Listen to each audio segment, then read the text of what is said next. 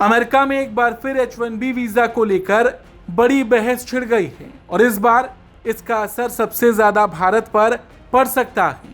अमेरिकी सीनेट में रिपब्लिकन सांसद टिम शीही ने एक नया बिल पेश किया है जिसमें H1B वीजा सिस्टम में बड़े बदलाव करने का प्रस्ताव रखा गया और अगर ये बिल कानून बन जाता है तो न सिर्फ 3 साल तक नए H1B वीजा जारी करने पर रोक लग सकती है बल्कि अमेरिका में नौकरी और स्थायी निवास का सपना देखने वाले हजारों भारतीय पेशेवरों के लिए मुश्किलें भी बढ़ सकती हैं। दरअसल मोंटाना से रिपब्लिक सेनेटर टिम शीही ने सीनेट में एंड H1B अब्यूज एक्ट नाम का एक बिल पेश किया।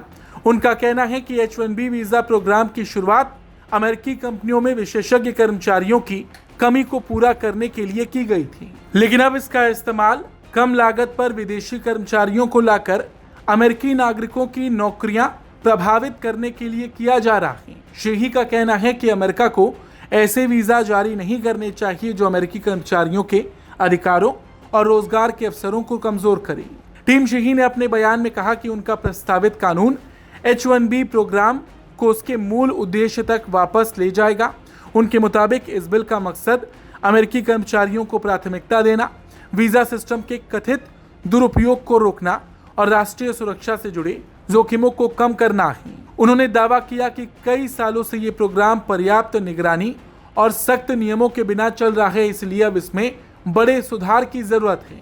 इस प्रस्तावित बिल में सबसे बड़ा बदलाव 3 साल तक नए H1B वीजा जारी करने पर रोक लगाने का है। इसके बाद अगर प्रोग्राम दोबारा शुरू भी किया जाता है तो पहले की तुलना में कहीं अधिक सख्त नियम और ऊंचे मानक लागू किए जाएंगे। बिल में ट्रंप प्रशासन द्वारा प्रत्येक H1B आवेदन पर प्रस्तावित $1 लाख की फीस को भी कानून का हिस्सा बनाने की बात कही गई है। आपको बता दें, ट्रंप प्रशासन ने यह शुल्क लागू करने की कोशिश की थी, लेकिन अमेरिकी संघीय अदालत ने इसे कांग्रेस की मंजूरी के बिना लगाया गया अवैध टैक्स मानते हुए रद्द कर दिया था। बाद में इस फैसले के खिलाफ दायर अपील भी खारिज हो गई।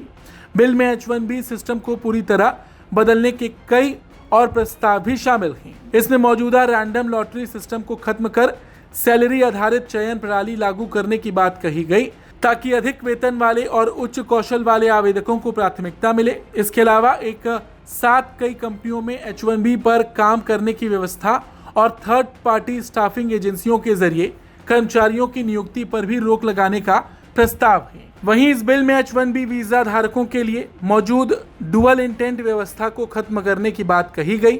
फिलहाल इस व्यवस्था के तहत H1B वीजा पर अमेरिका में काम करते हुए ग्रीन कार्ड के लिए आवेदन किया जा सकता है और अगर ये प्रावधान खत्म होता है तो H1B वीजा अमेरिका में स्थायी नागरिकता की राह नहीं रह जाएगा।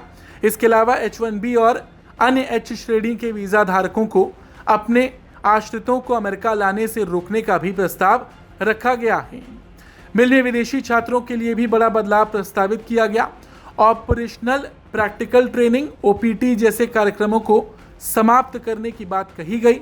अभी अमेरिका में पढ़ाई पूरी करने के बाद विदेशी छात्रों को कुछ समय तक काम करने की अनुमति मिलती है, लेकिन इस बिल के लागू होने पर यह व्यवस्था भी समाप्त हो सकती है। साथ ही संघीय सरकारी एजेंसियों को गैर अप्रवासी वीजा धारकों को प्रायोजित करने या नौकरी देने से रोकने का प्रस्ताव भी इसमें शामिल है। इस पूरे प्रस्ताव का सबसे बड़ा असर भारत पर पड़ सकता है क्योंकि H1B वीजा के सबसे बड़े लाभार्थी भारतीय पेशेवर हैं। अमेरिका की बड़ी टेक कंपनियां हर साल हजारों भारतीय इंजीनियर्स, IT विशेषज्ञ, डेटा साइंटिस्ट और अन्य तकनीकी पेशेवर की भर्ती इस वीजा के जरिए करती हैं। ऐसे में अगर ये बिल कानून का रूप लेता है तो भारतीय युवाओं के लिए अमेरिका में नौकरी हासिल करना पहले से कहीं ज्यादा कठिन हो जाएगा। हालांकि फिलहाल ये सिर्फ एक प्रस्तावित विधेयक है। इसे कानून बनने के लिए अमेरिकी सीनेट और प्रतिनिधि सभा दोनों से पारित होना होगा और उसके बाद राष्ट्रपति की मंजूरी भी जरूरी होगी। यानी अभी इसमें बदलाव संभव है और ये तय नहीं है कि बिल अपने मौजूदा स्वरूप में कानून बन पाएगा या नहीं, लेकिन इतना तय है कि इस प्रस्ताव ने अमेरिका की आगे की नीति और H1B वीजा की व्यवस्था को लेकर नई बहस जरूर छेड़ दी है, जिसकी गूंज भारत सहित उन सभी देशों में सुनाई दे रही जहां के लाखों युवा अमेरिका में करियर बनाने का सपना देखते हैं। Bureau report, Bharat.